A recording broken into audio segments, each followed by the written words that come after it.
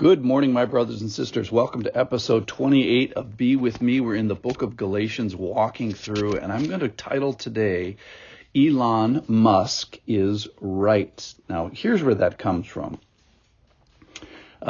Subtitle is Sometimes Things Blow Up.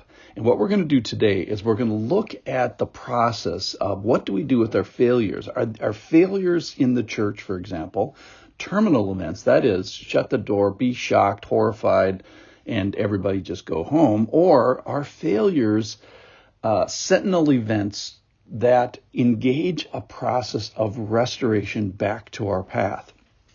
Now, here's where I get this from Elon Musk. Currently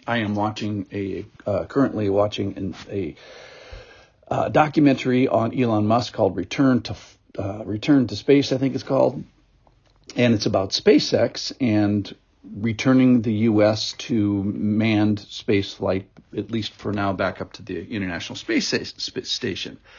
And the history is just very, very interesting because they start back in 2006 and they launch a $30 million rocket and it blows up.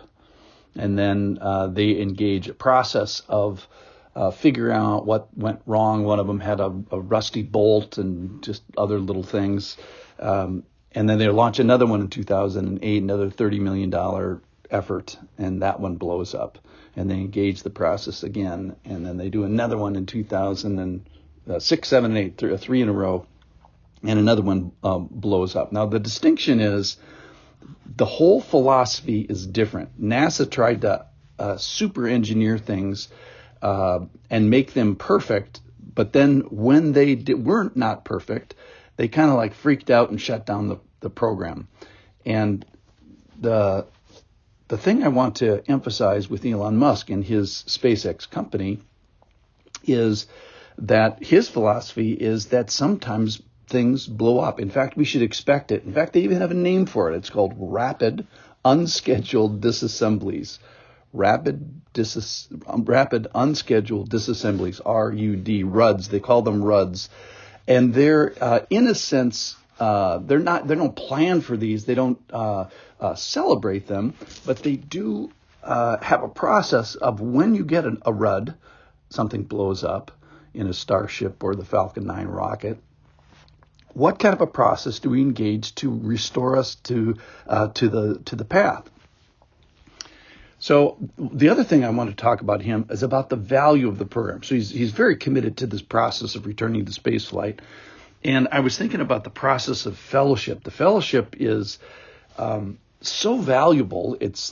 I said yesterday, it's the second most valuable thing in the church. And it's so valuable that it's worth fixing if you get a little bit of a break to it. So the idea with Elon that I want to emphasize today is that you can have failure, yet you can still be en route, on course for achieving success. In his case, it's achieving space flight, and in the Lord's case, it's achieving a successful church. Now, don't get me wrong. I'm not assuming that failure is wonderful. I'm not celebrating the failure itself. What I'm celebrating is the fact that you acknowledge some failure, you acknowledge its reality, you don't kind of hide your eyes to it, which is kind of the distinction on the philosophy of how NASA did this. So you acknowledge its reality, and then you engage in a process of getting back to whole. And the point is, this is exactly what's in Galatians chapter 6. That is, God has a process, he has a mechanism to set us back on course in the church. That is, we can embrace the reality of failure in the church and then embrace the reality of restoration in the church. So that's in Galatians chapter 6, verse 1. Brothers, if anyone is caught in any transgression, you who are spiritual should restore him in a spirit of gentleness. So it assumes fellowship. That's the brothers part. If anyone is caught in any transgression, so if you have a failure, that is a rapid, unscheduled disassembly. That is, if someone has an explosion in your church, what are you going to do? Do you shut the doors? No. You who are spiritual, restore him in a spirit of gentleness. Get your best engineers, get your best spiritual people on this, and work towards restoration. So this whole idea, what do we do when people fail? Is it possible to design a church of people who do not fail? Of course. Is it possible to design a rocket company of rockets that don't occasionally explode? No. So if you're NASA, you kind of scrap the whole thing. You're horrified, you freak out, you shut the program. But if you're SpaceX, you say, it's not supposed to be this way. It's not ideal, obviously. How can we get back on track? How can we restore ourselves? And they look to a process of restoration. And the value is, this is important enough to sort of expect failures and understand that they're coming, and then how do we deal with them? So we establish part of our organizational credibility by this process of restoration.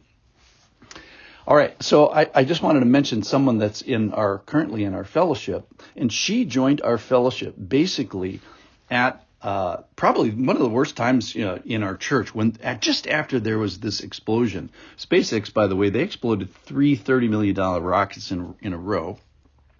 So right at the low point, she comes to our church, just like joining SpaceX after the third explosion, and kind of a desperate time.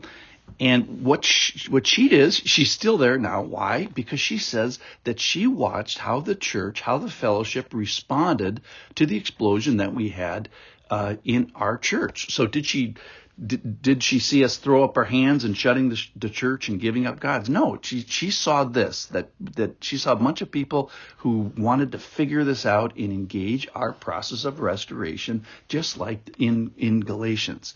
So Elon Musk is right, ladies and gentlemen, that the road to success, when it involves people in the church, it's going to be bumpy. There are going to be some rapid, unscheduled disassemblies, and things are going to explode occasionally.